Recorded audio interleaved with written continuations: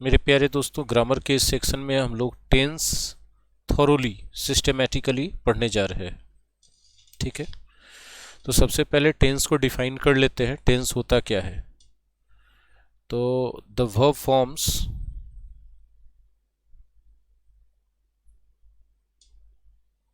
with auxiliary verbs used in a sentence is are known as tense.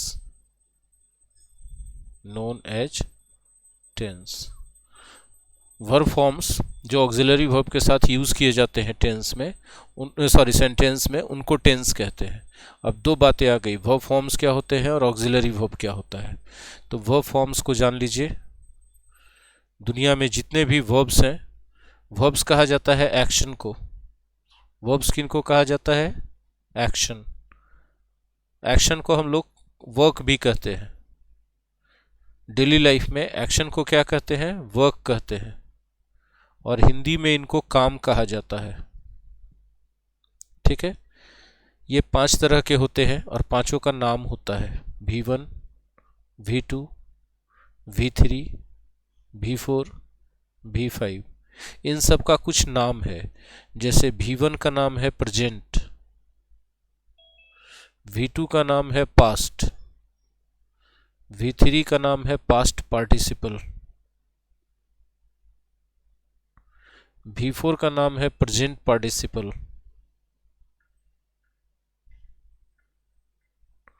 और V5 का नाम है फिर से प्रेजेंट। ठीक है, होते क्या हैं ये, इसको जरा देख लें कुछ उदाहरण के जरिए। जैसे यदि हमने बोला गो, तो आप सब जानते हैं कि ये फर्स्ट फॉर्म है या मेन फॉर्म है वर्ब का। इसका V2 वेंट होता है, V3 गॉन होता है और V4 गोइंग होता है, V5 गोज होता है।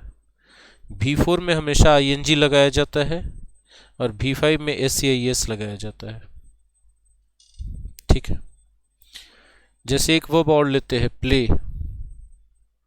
प्ले मेन फॉर्म है जिसको V1 कहेंगे, ED लगाएंगे तो V2 बनेगा, फिर से ED लगाएंगे तो V3 भी बनेगा, ING लगा देंगे तो V4 बनेगा और S लगा देंगे तो V5 बनेगा।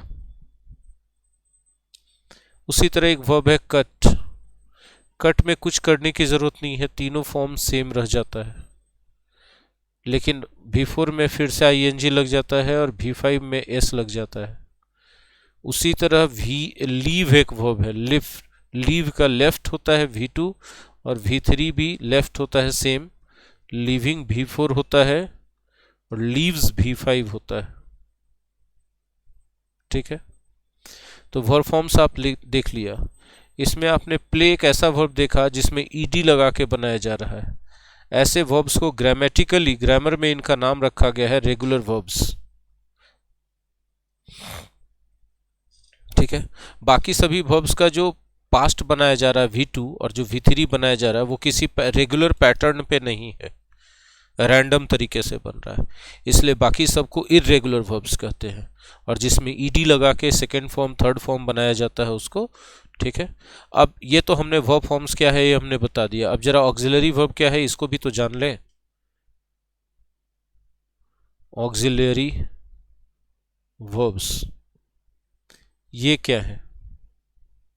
ठीक है, तो ऑक्सिलरी वर्ब्स क्या होते हैं भाई? नाम से ही पता चल रहा है ऑक्सिलरी। ऑक्सिलरी का मतलब होता है हेल्पिंग। ऑक्सिलरी का क्या मतलब होता है? हेल्पिंग। जो हेल्प करते हैं वर्ब्स वो ऑक्सिलरी वर्ब्स कहलाते हैं। किनको हेल्प करते हैं? इन्हीं सभी वर्ब्स को, इन सभी वर्ब्स को जो मेन वर्ब्स होते हैं ना उनके फॉर्म्स को हेल्प करते हैं। मेन वर्ब्स को हेल्प करते हैं ऑक्सिलरी वर्ब्स। बोले सर किस चीज़ में हेल्प करते हैं? तो टेंस बनाने में हेल्प करते हैं, नेगेटिव बनाने में हेल्प करते हैं, इंट्रोगेटिव बनाने में हेल्प करते हैं और वॉइस बनाने में भी हेल्प करते हैं। कैसे हेल्प करते हैं ये आगे हम बताते जाएंगे, थोड़ा पेशेंस रखिए। पहले जान तो लीजिए कि हेल्पिंग वर्ब्स या ऑक्सिलरी वर्ब्स हैं कौन कौन। तो हम बता देते हैं, इज है, आर है, एम है, वॉज है, वर है। इसके बाद डू है, डज है, डिड है। उसके बाद हैज है, हैव है, हैड है। इसके अलावा कौन कौन से हैं इसको भी जानिए। कैन है, कुड है, ठीक है, मे है, माइट है, विल है, वुड है, शैल है, शुड है,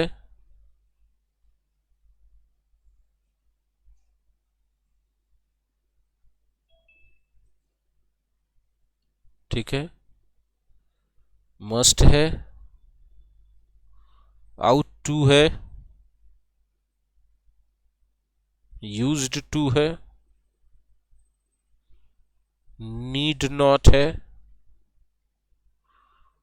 डेयर नॉट है। देखिए तो इनकी संख्या 13 हो गई। 1 2 3 4 5 6 7 8 9 10 11 12 13 हो गई है ना। तो अब देखिए ये जो नाम दिए गए हैं ना, इस पूरे ग्रुप को बी ग्रुप कहा जाता है, is are am was were वाले को, ठीक है। इस पूरे ग्रुप को क्या कहते हैं, कौन सा ग्रुप कहते हैं, बी ग्रुप कहते हैं। इस पूरे ग्रुप को डू ग्रुप कहते हैं और इस पूरे ग्रुप को हैव ग्रुप कहते हैं, ठीक है। और इन तीनों इकट्ठों को एक अलग ग्रुप बनाया गया है, इसका नाम रखा गया है primary auxiliary verbs. Primary auxiliary verbs. और इसके अलावा ये जो 13 बच गए, इनको मॉडल वर्ब्स या मॉडल्स कहते हैं। टोटल संख्या यदि आप देखिएगा तो 24 मिलेगा आपको।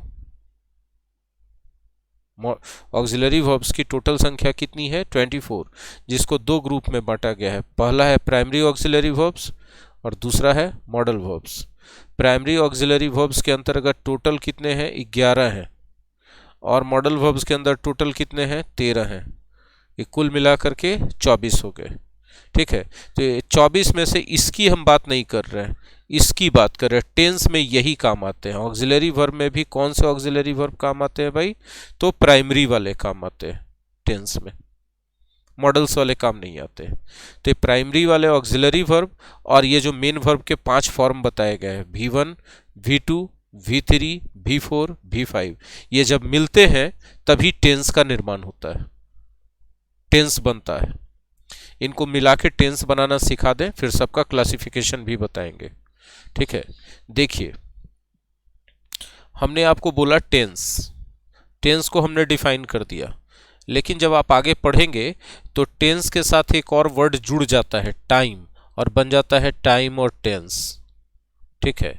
अब आपके सवाल में, जहन में सवाल आना चाहिए कि सर टाइम का मतलब भी तो समय हो गया और टेंस भी तो करीब करीब वही चीज़ है, तो दो वर्ड क्यों डाले गए। इसको समझाने के लिए हम एक एग्जांपल देंगे बहुत अच्छा सा, ताकि आपको टाइम और टेंस में फ़र्क समझ में आ जाए। बहुत इजी है, बहुत मेहनत नहीं है, एकदम आसानी से समझ में आएगा। देखिए, he is buying A car, buying a car next year, ठीक है। अब आप हमको बता सकते हैं कि इस वाक्य का टेंस कहां से चेक किया जाएगा, ऑक्सिलरी वर्ब और मेन वर्ब से। इज आर एम के साथ V4 मिलता है तो ये जो टेंस बनता है इसका नाम होता है प्रेजेंट कंटिन्यूअस टेंस। इसका क्या नाम होता है, प्रेजेंट कंटिन्यूअस टेंस इसका नाम होता है। अच्छा, अभी हमने यदि आपसे पूछे कि वह एक नया कार खरीद रहा है, कब खरीद रहा है, टाइम बताइए तो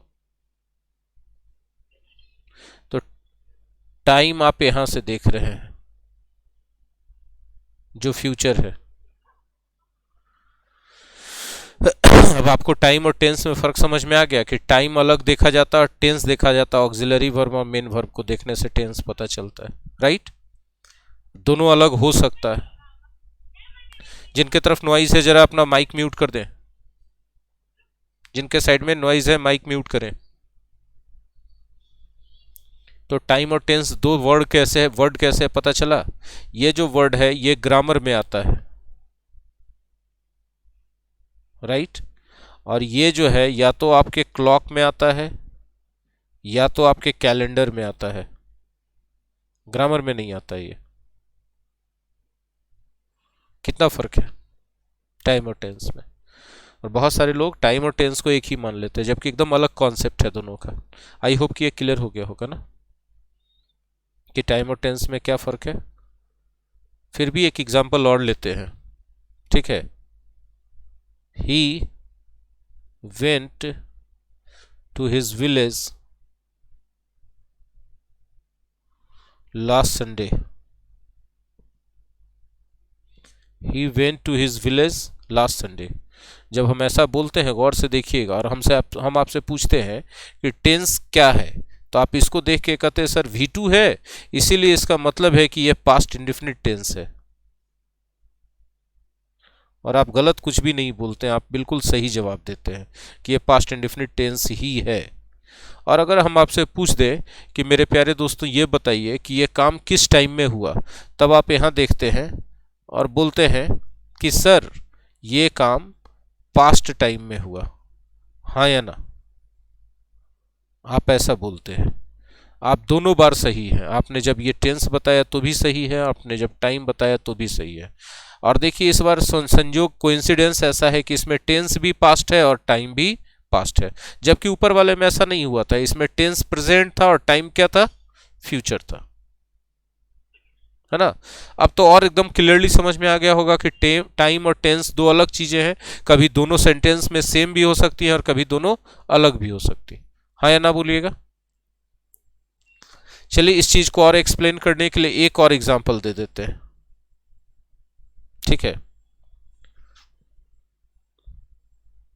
I have taken breakfast. Noise है किन्हीं के साइड, बंद कर दीजिए। आई हैव टेकन ब्रेकफास्ट, ठीक है? अब अगर हम आपसे पूछें कि इसका टेंस बताइए, तो आप फटाक से यहाँ पे देखेंगे और इसको बता देंगे सर हैव के साथ V3 है, इसका मतलब है ये प्रेजेंट परफेक्ट टेंस है। फट से बता देंगे, आपको एक सेकेंड टाइम नहीं लगेगा। लेकिन अगर हम आपसे पूछ दें कि मेरे दोस्तों बताइए इस सेंटेंस का टाइम कौन सा है, कौन से टाइम में ये काम हुआ, तो आप कहेंगे सर लिखा हुआ तो नहीं है, लेकिन मैं खा चुका हूं, नाश्ता कर चुका हूं, मैंने नाश्ता कर लिया है, यानी काम फिनिश हो गया। इसका मतलब है कि ये टाइम इसका पास्ट है। लिखा हुआ तो नहीं है लेकिन टाइम इसका क्या है? पास्ट है, राइट? और ये जो टाइम पास्ट है ये आपको किसी वर्ड से नहीं पता चला, सेंटेंस के सेंस से पता चला। Sense of the sentence. क्या हम सही बोल रहे हैं कि गलत बोल रहे हैं? यहां देखिए टाइम पास्ट है और टेंस क्या है? प्रेजेंट है, ठीक है? टेक्स्ट पीछे जा रहा है तो अनम्यूट करके बोल सकते हैं, बाकी जिनका नॉइज है वो अनम्यूट ना करें। समझ नहीं आ रहा है? अच्छा माइक के लिए बोल रहे हैं, हमको लगा समझ नहीं आ रहा। क्लियर समझ आ रहा है जो हम बता रहे हैं?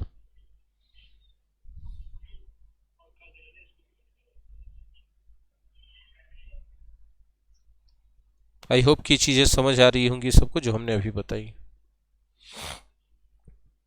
चलिए टाइम और टेंस का फ़र्क मैंने आपको बता दिया। अब आगे बढ़ते हैं और हम लोग थोड़ी सी और बात करते हैं, और इस बार हम लोग बात करते हैं काइंड्स ऑफ टेंस की,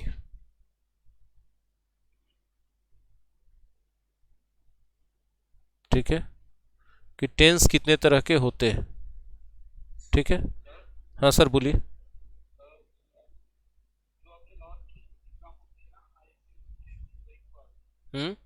यस। देखिए जैसे इस सेंटेंस में मैंने आपसे पूछा कि इस sentence I have taken breakfast का टेंस क्या है, तो आप फट से हैव टेकन को देखते हो और बता देते हो कि सर हैव के साथ V3 लगा है, मतलब प्रेजेंट परफेक्ट टेंस है। लेकिन अगर हम आपसे पूछें कि इस सेंटेंस का टाइम क्या है, तब आप थोड़ी सी सोच में पड़ जाते हो। फिर भी सोचते हो और बोलते हो आई हैव टेकन ब्रेकफास्ट, मैंने नाश्ता कर लिया है, यानी नाश्ता करने का काम तो फिनिश हो गया। तो ये काम किस टाइम में हुआ, पास्ट में, आप ये बता देते हो। लेकिन इसमें कोई ऐसा वर्ड लिखा नहीं है सेंटेंस में जिससे आप पास्ट पता चले, आप सेंस से पास्ट पता लगाते हो। सेंस ऑफ द सेंटेंस आपको बताता है कि इस सेंटेंस का टाइम क्या है, पास्ट टाइम है ना। तो टाइम देखने के लिए या तो आपको सेंटेंस का सेंस देखना पड़ता है या कोई ऐसा स्पेशल वर्ड रहता है जिससे आपको टाइम पता चलता है। राइट है कि रॉन्ग है। लेकिन टेंस देखने के लिए आप हमेशा ऑक्सिलरी वर्ब और मेन वर्ब ऑक्सिलरी वर्ब और मेन वर्ब को गौर करते हो, तब आपको क्या पता चलता है, हर बार उस सेंटेंस का टेंस पता चलता है। आई होप कि ये चीजें क्लियर हो गई होंगी कि टेंस कैसे पता चलता है और टाइम कैसे पता चलता है किसी भी सेंटेंस का। ठीक है जी। अब हम आपको क्लासिफिकेशन ऑफ टेंस बताने जा रहे हैं कि टेंस कितने तरह के होते हैं। तो टेंस 3 तरह के होते हैं, प्रेजेंट टेंस, पास्ट टेंस और फ्यूचर टेंस। ठीक है, प्रेजेंट टेंस हमेशा कहा जाता है जो अभी है उसको, नाउ को। ठीक है, पास्ट टेंस कहा जाता है हमेशा जो बीत गया उसको, जो बीत गया मतलब ओल्ड को। राइट है। और फ्यूचर टेंस उसको कहा जाता है जो आने वाला है, अपकमिंग को। क्या ये दिमाग में रह पाएगा सबके। अब हम बात करते हैं काइंड्स ऑफ प्रेजेंट टेंस या क्लासिफिकेशन ऑफ प्रेजेंट टेंस। ठीक है,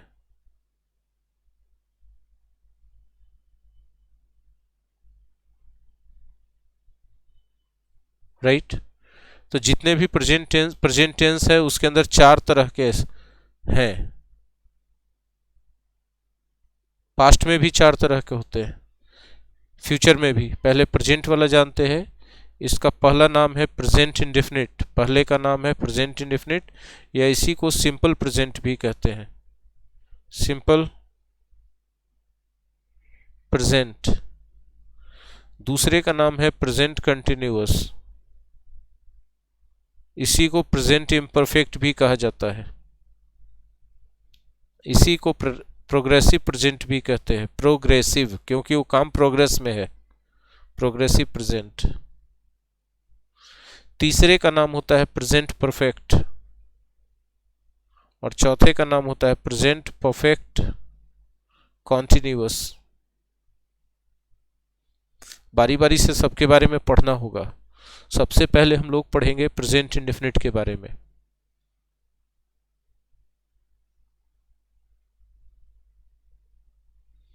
मजा आ रहा है क्या,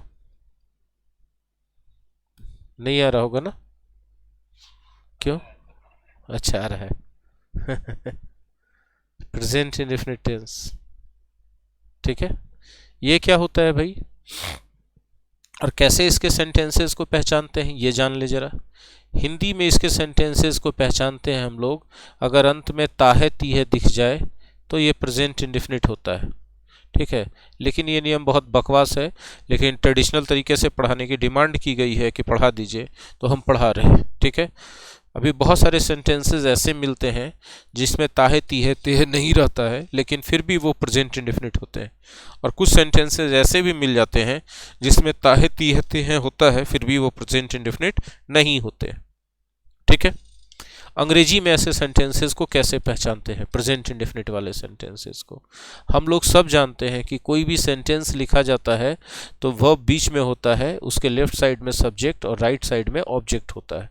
और हमने कहा है कि वर्ब से ही टेंस की पहचान होती है, तो इसीलिए जब इस वर्ब के रूप में V1 या V5 रह जाए तब इसको क्या कहते हैं, प्रेजेंट इंडेफिनिट कहते हैं। मेरी बात समझ में आ रही है। जब वर्ब के रूप में V1 या V5 V5 क्या होता है पिछले स्लाइड में हमने बता दिया है आप लोगों को, रेफरेंस वहां से ले लीजिएगा भूलने पर। ठीक है जी। अब जैसे एक सेंटेंस हम आपको बोलेंगे तभी आप ज़्यादा अच्छे से समझ पाएंगे। क्या हिंदी भी लिख दें,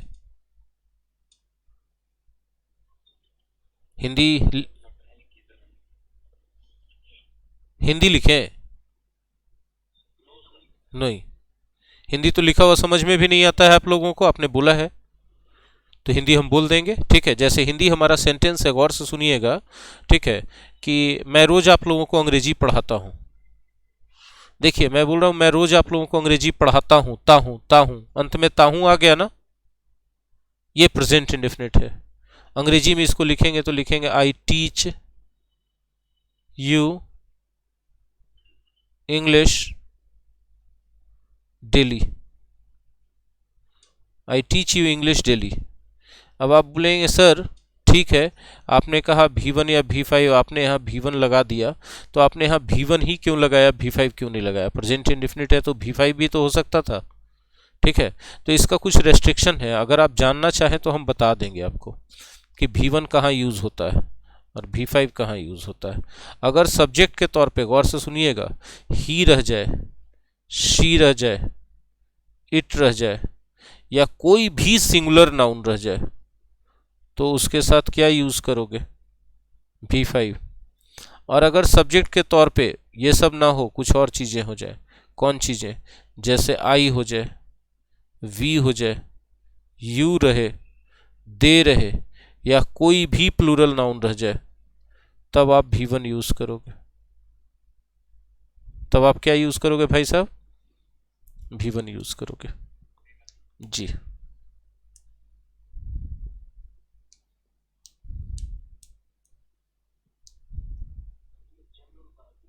जी बिल्कुल जनरल बात ही है। अब ये तो हम लोगों का एक पहचान हो गया कि हम लोग कैसे पहचानते हैं इस खानदान के लोगों को, प्रेजेंट इंडेफिनिट के खानदान के लोगों को। लेकिन ये जो बात हुई, इसको अफर्मेटिव सेंटेंस कहते हैं। अफर्मेटिव, अफर्मेटिव का मतलब पॉजिटिव भी बोल सकते हो, इसको क्या कर सकते हो, पॉजिटिव। पॉजिटिव का मतलब होता है हाँ वाला सेंटेंस।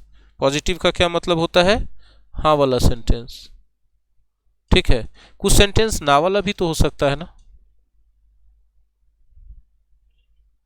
जैसे मैं संस्कृत नहीं पढ़ाता हूं, ठीक है ना, तो नेगेटिव सेंटेंस जब रहेगा तब सब्जेक्ट होगा और वर्ब होगा, वर्ब के लेफ्ट साइड में सब्जेक्ट रहता रहेगा, इधर ऑब्जेक्ट रहता है रहेगा। लेकिन चूंकि नेगेटिव है तो क्या लगाना पड़ेगा, नॉट। नेगेटिव है तो नॉट लगाना पड़ेगा, हाँ या ना बोलो। अब नॉट लगा दिए तो नॉट अकेले कभी सीधे वर्ब के साथ नहीं आता है, नॉट के साथ कोई आना चाहिए। चूंकि प्रेजेंट इंडेफिनिट है इसलिए नॉट के साथ या तो डू आएगा, ठीक है, या डज आएगा। या तो डू आएगा या कौन आएगा, डज आएगा, डू या डज आएगा। अब आपका सवाल फिर आएगा कि सर कहाँ डू आएगा और कहाँ डज आएगा, है ना। तो इसको भी हम बताना चाहेंगे कि डू कहाँ यूज़ होगा और डज कहाँ यूज़ होगा। आप ज़रूर जानना चाहेंगे, हमको उम्मीद है कि आप जानने के लिए बहुत क्यूरियस होंगे, राइट। तो डिस्कनेक्ट होने पे कनेक्ट करना। अगर सब्जेक्ट के तौर पे आई है, वी है, यू है, दे है, ठीक है, या कोई भी प्लूरल नाउन है, तब आप डू लगाओगे, ठीक है। और सब्जेक्ट के तौर पे ही है, शी है, इट है, या कोई भी सिंगुलर नाउन है, तो आप डज लगाओगे, ठीक है। लेकिन एक बात तो तय है कि हमने आपको पढ़ाया है कि प्रेजेंट इंडेफिनिट में V1 भी हो सकता है, V5 भी हो सकता है, पढ़ाया ना। लेकिन जैसे ही डू या डज आ गया है वैसे ही सिर्फ V1 सही होगा, V5 लिखना बिल्कुल गलत होगा। बात समझ में आई। ऐसा किसके कारण होता है ये बताइए, डू डज के कारण होता है।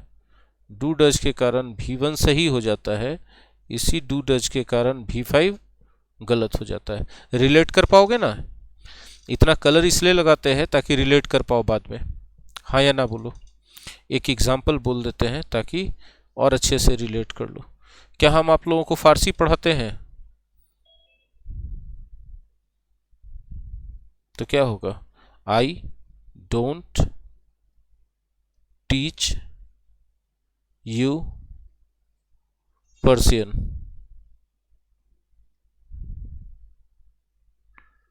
देखिए क्या आया, टीच के पहले डोंट की जगह डू नॉट हम लिख देते हैं, डिटेल कर देते हैं, थोड़ा शुरुआत है इसीलिए। वो भी इक्वली सही होता है लेकिन शुरुआत में समझाना और समझना आसान हो जाता है, डू नॉट। चूंकि हमारा सेंटेंस नेगेटिव था इसीलिए हमने टीच के पहले क्या लगाया, नॉट। अब नॉट आया तो डू या डज में से कोई एक आना है, तो आई है इसीलिए क्या आएगा, डू आएगा। और डू का जरूरत क्यों पड़ा, क्योंकि नॉट था। आई थिंक ये नेगेटिव भी समझ में आ गया होगा सबको जी। अब आते हैं अगला इंटेरोगेटिव पर।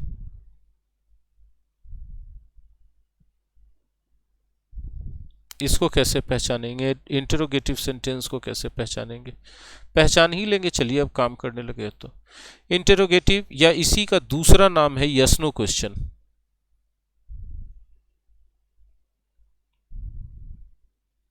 यस नो क्वेश्चन, ठीक है। बोलिए ये क्या होता है सर यस नो क्वेश्चन? तो वैसे क्वेश्चन जिनका कंप्लीट जवाब सिर्फ यस या सिर्फ नो बोलने से दिया जा सकता है उसको यस नो क्वेश्चन कहते हैं।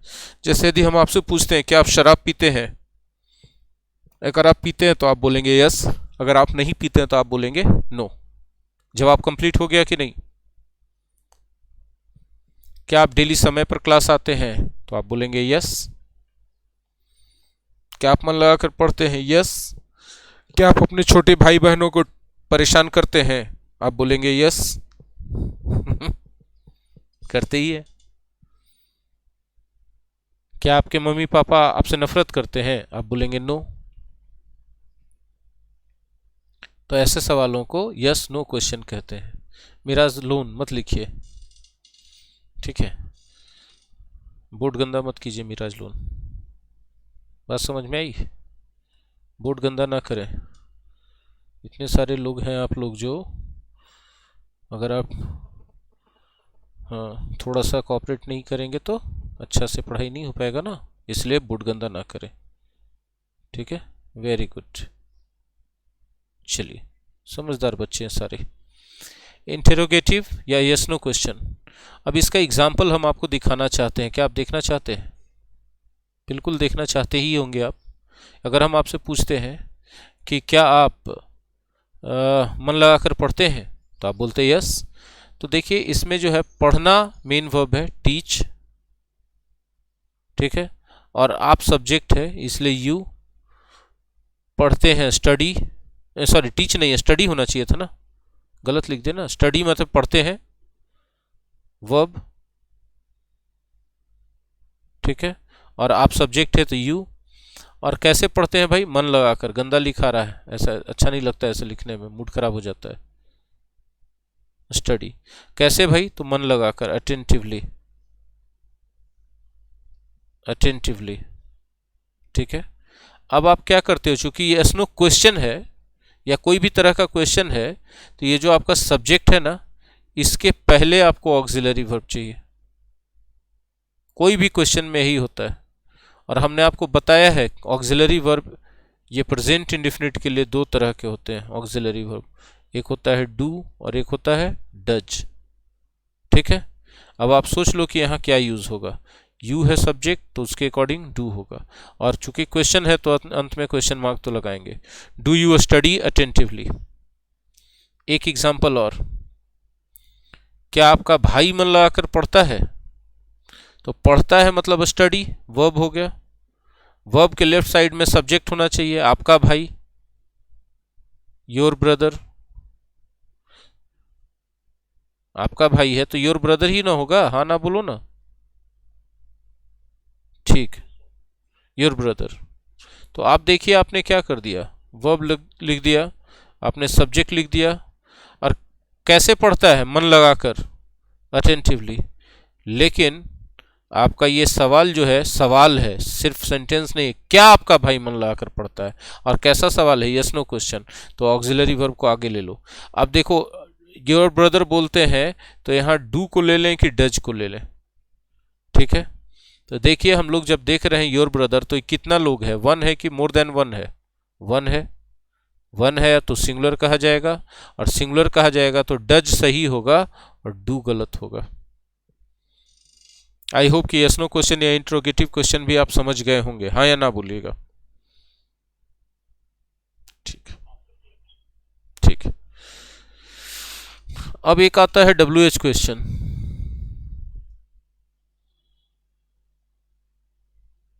ठीक है, WH क्वेश्चन क्या होता है भाई? WH क्वेश्चन होता है वैसे क्वेश्चन जिसमें सिर्फ यस या सिर्फ नो में जवाब नहीं दिया जा सकता है, उसमें कुछ और बोलना पड़ता है। जैसे यदि हम आपसे पूछें कि आप अंग्रेजी कहाँ सीखते हैं, तो आप क्या बोलेंगे? यस? नहीं। नो भी नहीं बोल सकते, आप बोलेंगे सोनी सर के यहाँ। आप अंग्रेजी कहाँ सीखते हैं? तो सोनी सर के यहाँ। ठीक है, तो ये सोनी सर के यहाँ एक्स्ट्रा बोलना पड़ा। और कहाँ सीखते हैं, आपने उसमें वेयर का यूज़ किया। वेयर किससे शुरू होता है? WHERE, WH से शुरू होता है, इसलिए ऐसे सवालों को WH क्वेश्चन कहते हैं।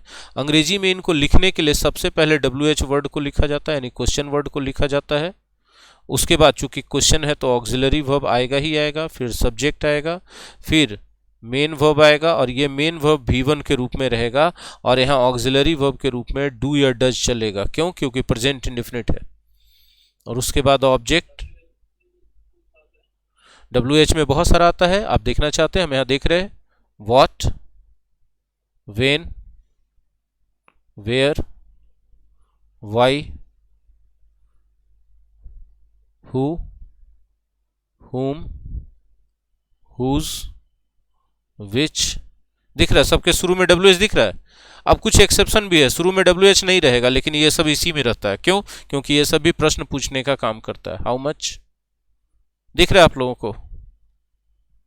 How many, how long,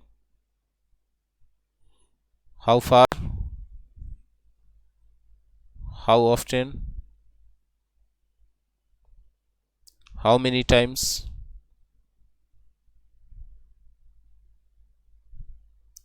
okay, और कुछ छूटा क्या? छूटा होगा तो बाद में देख लेंगे। इतने सारे को कहा जाता है WH वर्ड्स। इसमें से कोई भी एक सिचुएशन के हिसाब से हो सकता है। एक एग्जांपल देखते हैं ताकि और क्लियर हो जाए। डिस्कनेक्ट होने पे कनेक्ट कर लीजिएगा फटाक से दोबारा, ठीक है? हाँ, आप अंग्रेजी कहाँ सीखते हैं? Where do you learn English? Where do you learn English? अब आप देखिए, सब्जेक्ट है यू, वर्ब है लर्न, और प्रश्नवाचक है क्वेश्चन है, इसलिए ऑक्सिलरी वर्ब को पहले लाया गया, और WH क्वेश्चन है इसलिए WH वर्ड उसके भी पहले आया, अंत में क्वेश्चन मार्क। ठीक है, चलिए देख लीजिए। हम लोग ये WH वर्ड के बारे में बात कर रहे थे, ये सब चीज़ें तो हो गई। मतलब हम लोगों ने प्रेजेंट इंडेफिनिट के पूरे खानदान से अच्छे से तारुफ कर लिया, राइट है? तो अब हम लोग थोड़े और गहराई में चलते हैं और इनका धंधा पानी चेक करते हैं कि काम क्या करते हैं। करना चाहते हैं आप लोग चेक इनका धंधा पानी?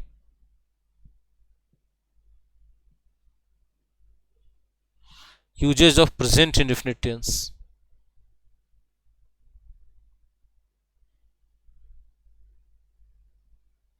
मतलब धंधा पानी का मतलब कि इनका कहाँ कहाँ यूज होता है। लाइफ में बहुत सारे सिचुएशंस होते हैं, हर एक सिचुएशन के बारे में अंग्रेजी में लिखना या बोलना पड़ सकता है एक सेंटेंस। तो वो सेंटेंसेस में से कौन सा सेंटेंस ऐसा रहेगा जहां हम लोग प्रेजेंट इंडेफिनिट का यूज करेंगे? हाँ मेरे भाई बोलिए, क्या पूछना चाहते हैं? कोई सवाल है क्या? कोई सवाल नहीं, कोई बात नहीं, सवाल आएगा तो पूछ लीजिएगा। तो प्रेजेंट इंडेफिनिट का यूज़ कहाँ कहाँ करते हैं? तो मेरे प्यारे दोस्तों गौर से समझिएगा, जो आगे हम पॉइंट बताने जा रहे हैं बहुत अच्छा पॉइंट है कि दुनिया में जितना भी रिपीटेड एक्शन है, आप समझ पाते हो रिपीटेड एक्शन? रिपीटेड एक्शन का मतलब वो एक्शन या वो काम एक बार होगा कि रिपीट होगा? बार बार रिपीट होगा। आपको अंदाजा है कि कौन कौन सा ऐसा काम है जो बार बार रिपीट हो सकता है? कोई आइडिया बोलिए। हाँ, जो जो चीजें हम लोग अपने आदत के हिसाब से करते हैं वो अपने आप रिपीट हो जाती हैं, हाँ या ना?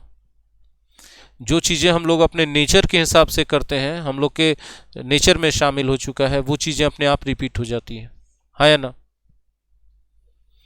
जो चीज़ें हम लोग के रूटीन में होती हैं वो अपने आप रिपीट होती हैं, क्योंकि वो रूटीन है। रूटीन एक दिन के लिए नहीं होता है, बार बार के लिए होता है। जैसे 10 बजे आपका मेरा क्लास अटेंड करना, ये रूटीन है कि नहीं है आपके लाइफ का अभी? इसीलिए ये सब जितने भी काम होंगे हैबिट वाले या नेचर वाले या रूटीन वाले, इनको हमेशा रिपीटेड एक्शन बोला जाएगा। और इनको, मेरी बात का ध्यान से सुनना, इनको प्रेजेंट इंडेफिनिट में लिखा जाएगा, प्रेजेंट इंडेफिनिट में लिखा जाएगा। राइट है कि रॉन्ग है? और जब प्रेजेंट इंडेफिनिट में लिखते हैं, इसका मतलब है कि या तो वर्ब का फर्स्ट फॉर्म होगा या तो वर्ब का फिफ्थ फॉर्म होगा, यही होगा ना। अपनी सहमति, अपनी रजामंदी या फिर अपना विरोध बताइएगा कि हमको समझ में नहीं आ रहा है, या समझ में आए तो ये भी बोलिएगा कि क्लियर है सर। ठीक है जी। तो V1 या V5 यूज करते हैं हम लोग, जाहिर सी बात है हम लोग V1 V5 यूज कर रहे हैं, सब्जेक्ट तो इधर होगा ही होगा और ऑब्जेक्ट तो इधर होगा ही होगा, ये कहने की बात नहीं है, ये परमानेंट फिक्स्ड है कि वर्ब के लेफ्ट साइड में सब्जेक्ट और राइट साइड में ऑब्जेक्ट होता है सभी टेंस में, इसके लिए कोई बात नहीं है ना। अच्छा, चलिए हम कुछ एग्जाम्पल्स के जरिए इसको प्रैक्टिस कर लेते हैं ताकि दिमाग में रह जाए अच्छे से, बिना एग्जाम्पल्स के दिमाग में रहना मुश्किल है। अच्छा, कोई हैबिट आप लोग अपनी बताओगे क्या? हम अपनी एक हैबिट बताएं। हैबिट भी है और मेरा रूटीन भी वही है, हम रोज दही रोटी खाते हैं। दही समझते हो? दही, हाँ, कर्ड, है ना। तो हम रोज खाते हैं, तो रोज खाते तो मेरा रूटीन भी तो है और मेरी हैबिट हो गई है। हम दही नहीं खाते तो कुछ खोया खोया सा लगता है हमको। ठीक है, मेरा ब्रेकफास्ट वही होता है। ठीक है, आई ईट रोटी विथ कर्ड डेली, और कर्ड हमेशा कर्ड्स लिखा जाता है। अभी गौर से देखना कि क्या हमने यूज करा, V1, क्योंकि ये काम मेरा रूटीन भी है और ये काम मेरा हैबिट भी है। कौन से वर्ड से पता चला कि रूटीन या हैबिट है ना? तो कुछ ऐसे वर्ड्स होने चाहिए रिपीटेड एक्शन में जिनसे पता चले कि वो रिपीटेड एक्शन है। राइट है ना? जैसे डेली, है ना, ऑलवेज, ऑफ्टन, ऑफन भी पढ़ते, समटाइम्स, नेवर, यूजुअली। मेरी बात समझ में आ रही है सबको?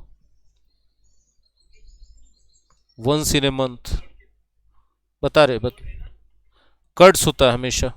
आप आगे अभी जब नाउन पढ़ाएंगे, अगर थॉरो ग्रामर में आओगे, तो इसमें तो सिलेबस में नाउन शायद नहीं है, थॉरो ग्रामर में आओगे तो कर्ड्स के बारे में हम बताएंगे कि ऑलवेज प्लूरल फॉर्म में लिखा जाता है। ये ऑलवेज,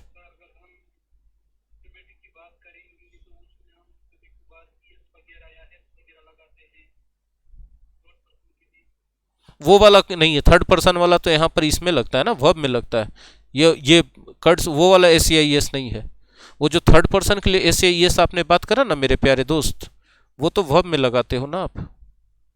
यहाँ पर थर्ड पर्सन आप देखते हो तब इसके अकॉर्डिंग यहाँ लगाते हो। मेरी बात समझ में आ रही है? लेकिन ये वाला जो S है ना, वो थर्ड पर्सन वाला नहीं है, वो कर्ड के साथ हमेशा चलता ही है, कोई पर्सन रहे इससे मतलब नहीं है। इसलिए हमने यहाँ लिख दिया ऑलवेज प्लूरल। देखिए हमने क्या लिख दिया है, ऑलवेज प्लूरल फॉर्म। ठीक है, ऐसे बहुत सारे वर्ड्स आपको मिलेंगे जो हमेशा प्लूरल फॉर्म में रहेंगे। बहुत सारे ऐसे वर्ड्स हैं, जैसे न्यूज़, है ना, जैसे स्पेसीज, सीरीज। तो मेरे प्यारे दोस्त, थॉरो ग्रामर एक बार पढ़ना आप लोगों के लिए कंपलसरी है, चाहे आप जितना भी तेज हैं वो अलग बात है। थॉरो ग्रामर पढ़ने से सब जो बहुत सारी बारीकियां हैं ना, वो आपको एकदम क्लियर होती जाएंगी, क्रिस्टल क्लियर हो जाएंगी जी।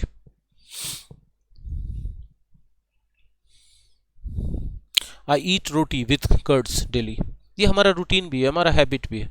तो आप जो है ये सारे वर्ड्स यूज कर सकते हो बताने के लिए कि काम रिपीटेड एक्शन है, ये ऐसी नहीं है। आई होप कि क्लियर है बात, मेरी समझ में आ रही है। अच्छा, क्या आप ऐसा महसूस नहीं कर रहे हो कि जो रूटीन या हैबिट है आपका, वो जनरल थिंग भी है?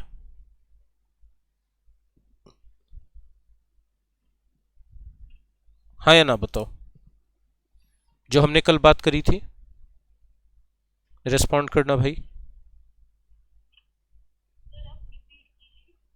हमने बोला कि जो हमारा रूटीन या हैबिट है, क्या उसको हम जनरल थिंग्स बोल सकते हैं कि नहीं मेरे लिए? कल हमने पढ़ा था ना, बोल सकते हैं ना? जो जनरल थिंग है वही रूटीन या हैबिट है, और जो रूटीन या हैबिट है वही एक जनरल थिंग भी है मेरे लिए। हाँ जी। आवाज़ कभी कभी कम हो जाती है आप लोगों की, शायद इंटरनेट का इशू होगा आपके साइड। अभी अभी लेकिन अभी और बताना है इसी में, अभी और बताना है। एक एग्जाम्पल, एक एग्जाम्पल और, ठीक है? जी देखिएगा आप, कभी हिंदी नहीं लिखते हो ना? हिंदी नहीं लिखते हो ना आप लोग? नहीं, तो आप कभी हिंदी नहीं लिखते, you never write Hindi, right? क्या है ये आपका, देखिए तो, ये आपका हैबिट है कि नहीं है? ये आपका रूटीन है कि नहीं? आप हिंदी नहीं लिखते हो, कभी नहीं लिखने का रूटीन है, जो भी है हैबिट है, बेसिकली ये हैबिट है, रूटीन इसको कम कहो, हाँ या ना? तो क्या ये आपके लिए जनरल थिंग है कि नहीं, हिंदी नहीं लिखना? तो आप यहाँ पे देखो कौन सा यूज़ किए हो, V1। बोले सर V5 क्यों नहीं यूज़ किए? क्योंकि आपका सब्जेक्ट कौन है, यू। और पिछले स्लाइड में आप जाके देखिएगा, PDF देंगे तो, कि उसमें हमने अभी भी दिखा सकते हैं हम आपको, देखिए कि हमने कहाँ बताया, पीछे, इससे भी पीछे बताया क्या? हाँ जी, हमने बताया था कि सब्जेक्ट जब यू रहे तब हम क्या यूज़ करते हैं, V1। बताया ना हमने? हाँ बताया ना हमने? हाँ, तो इसीलिए यहाँ V1 यूज़ किया गया, क्योंकि सब्जेक्ट क्या था, यू था। आई होप कि ये सब चीज़ें अभी क्लियर हो गई होंगी आप लोगों को, कोई परेशानी इसमें नहीं होनी चाहिए, इस पॉइंट में, रिपीटेड एक्शन वाले पॉइंट में। अब आगे बढ़ते हैं, रिपीटेड एक्शन के बाद हम बात करते हैं थोड़ी सी, ठीक है, किस चीज़ के बारे में? हाँ, परमानेंट ट्रुथ। परमानेंट ट्रुथ समझ पाते हो आप लोग क्या? जी जी जी। परमानेंट ट्रुथ जो हमेशा हमेशा के लिए सही है, वो कभी गलत नहीं होगा। आप लोग इसको एक और नाम से भी जानते हो, और ज़्यादातर टीचर से ही नाम यूज़ करते हैं पढ़ाने के लिए, यूनिवर्सल ट्रूथ।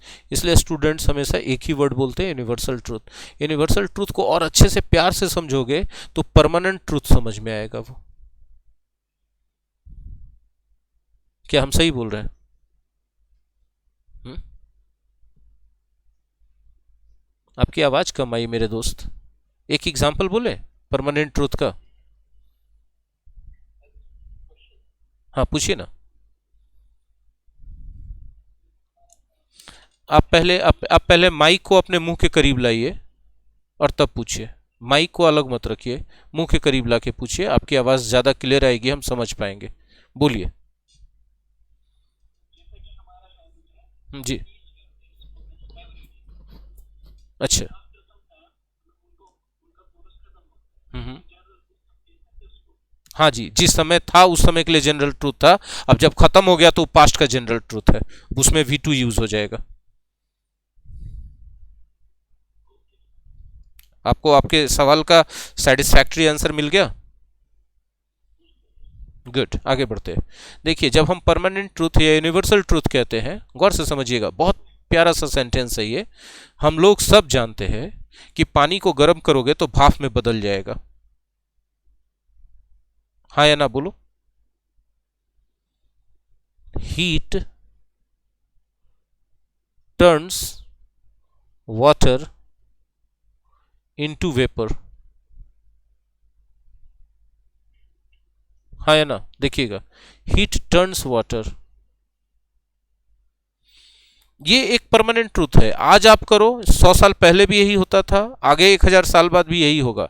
जब भी वाटर को हीट किया जाएगा तो उसको किस में बदल देगा, वेपर में बदल देगा। राइट है कि रॉन्ग है? ठीक है, तो क्या हम इसको परमानेंट ट्रूथ नहीं कह सकते हैं? क्योंकि ये ट्रूथ तो कभी बदलने वाला है नहीं। और इसी का दूसरा नाम क्या रखा गया है, यूनिवर्सल ट्रूथ।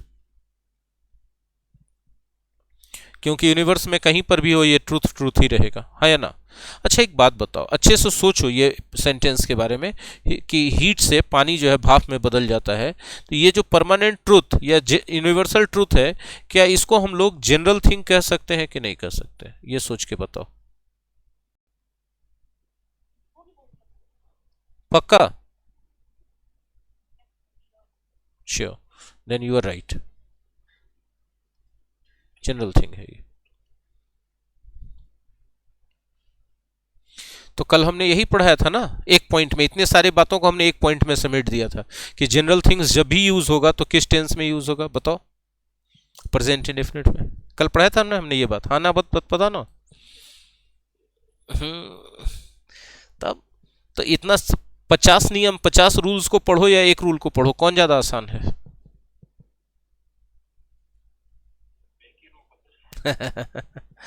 चलिए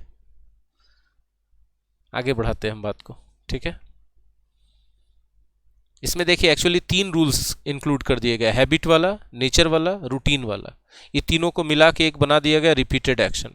फिर एक रूल और आ गया परमानेंट ट्रूथ, फिर रिपीटेड एक्शन और परमानेंट ट्रूथ दोनों को मिला के एक बना दिया गया जनरल थिंग। ये सारा सिमट के एक ही पॉइंट में आ गया कि जनरल थिंग जब भी हम लोग लिखेंगे या बोलेंगे तो हम लोग उसको किस में लिखेंगे या बोलेंगे, उसमें हमेशा प्रेजेंट इंडेफिनिट यूज करेंगे, राइट।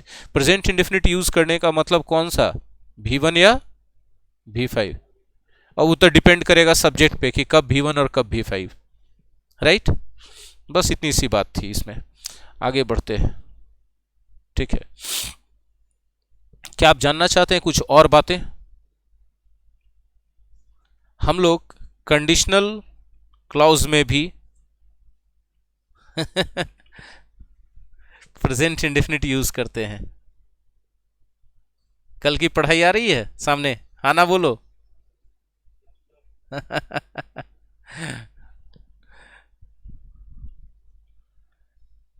हम धोखा कभी नहीं देंगे मेरे दोस्त, हम ऐसा नहीं करेंगे कि हम आपको कम पढ़ा दें, चाहे वो रैंडम पढ़ा रहे हो चाहे सीरियल नंबर वाइज पढ़ा रहे हो, बात एक ही होगी। आपको वहीं लेके जाएंगे जहां पर आपको पहुंचना है, आपकी मंजिल पर। आप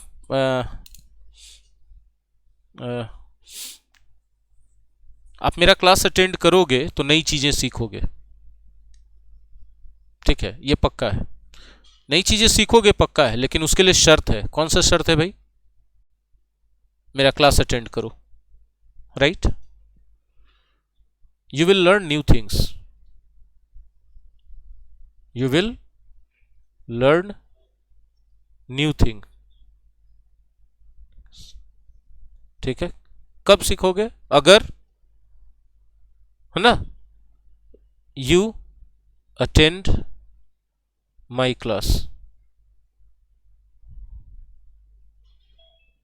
if you attend my class,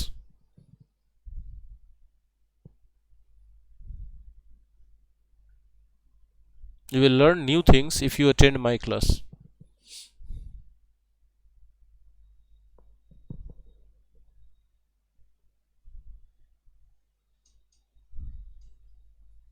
हाँ या ना?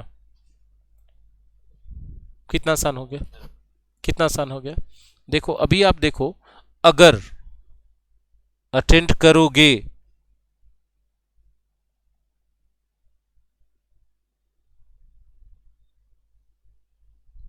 हाँ या ना, टॉकिंग अबाउट फ्यूचर, राइट और रॉन्ग?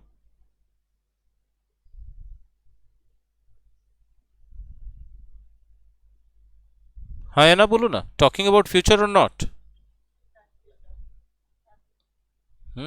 अगर अटेंड करोगे, करोगे कब? फ्यूचर में, तो फ्यूचर में नई चीजें सीखोगे, that is called conditional clause.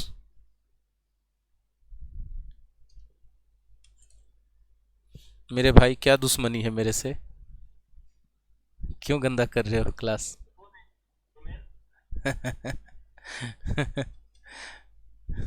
और ये वाला हिस्सा क्या है? ये रिजल्ट है ना,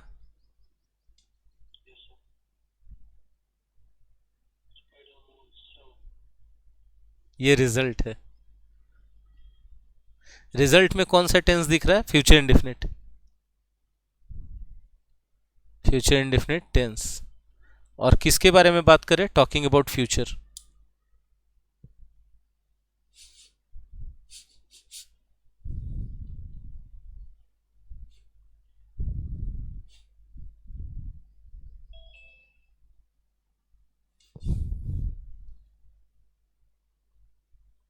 टॉकिंग अबाउट फ्यूचर राइट है? हाँ ना बोल देना इतना तक। अभी देखो आपको कंडीशन ये कहाँ से पता चला था? ये कंडीशन इफ के कारण पता चला था। अब सवाल होता है क्या इफ के जगह यहाँ कोई और वर्ड हो सकता है जिससे कंडीशन पता चले? तो आपको मालूम है हो सकता है इफ के जगह इन केस हो सकता है। थोड़ा सा सेंस वगैरह में डिफरेंस आ जाएगा, लेकिन कॉमन एरर वही बनेगा, स्पॉटिंग एरर वही बनेगा कि इन केस है तो यहाँ पर आपको प्रेजेंट इंडेफिनिट यूज करना है। इन केस के जगह प्रोवाइडेड भी हो सकता है, एकदम सेम फॉलो होगा रूल्स। सपोजिंग भी हो सकता है, ठीक है। अगर वेन है तो भी यही रूल फॉलो होगा, एज सुन एज है तो भी यही रूल फॉलो होगा, ठीक है। अगर बिफोर है तो भी यही रूल फॉलो होगा, अगर आफ्टर है तो भी यही रूल फॉलो होगा, अगर टिल है तो भी यही रूल फॉलो होगा। सबका एग्जाम्पल हम करके दिखाएंगे, अनटिल में भी, ठीक है। और कोई बच गया क्या? टिल अनटिल रहने दो ना, बाकी देख लिया जाएगा। तो मतलब देखो क्या है कि इतने चीजें हैं यहां तक, तो कंडीशन बताता है, और ये सब वर्ड है तो टाइम बताता है। अच्छे से देख लो, ये टाइम बताता है,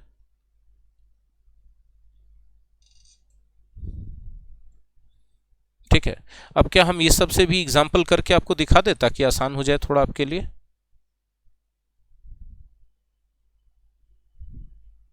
क्योंकि थॉरोली पढ़ने की बात की गई है, तो थॉरोली पढ़ने में तो फिर ज्यादा से ज्यादा एग्जाम्पल आएगा तभी ना कवर होगा थॉरोली। सब गुस्सा हो गए क्या?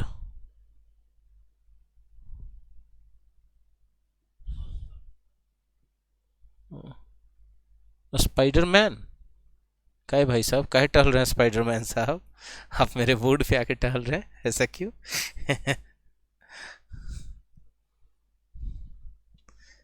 देखिएगा, मजेदार है एक एग्जाम्पल, ठीक है। I will give you a prize. I will give you a prize.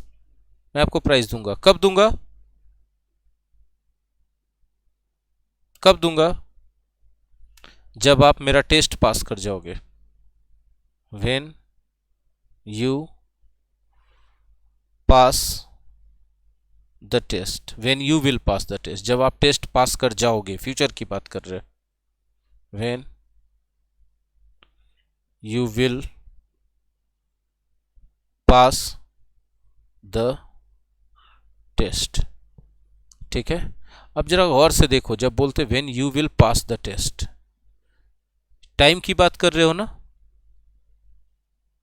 और टाइम की बात करने पे हमने टेंस कौन सा बोला है? Present indefinite. और बात किसकी कर रहे हैं? फ्यूचर टाइम की, और तो टेंस होना चाहिए प्रेजेंट इंडेफिनिट। तो विल तो गलत हो गया ना यहाँ पर, ये तो नहीं होना चाहिए था ना। ये वाला तो सही है, इसमें कोई दिक्कत नहीं। I will give you prize, ये बातें समझ में आई जो हमने बताई आपको अभी? हाँ या ना बोलिएगा। Okay, one more example, if repeat then one more example. Oppo F17, एक और एग्जाम्पल हम देते हैं, ज़्यादा अच्छा से समझ जाएंगे आप, ठीक है। योर पापा विल स्कोल्ड यू।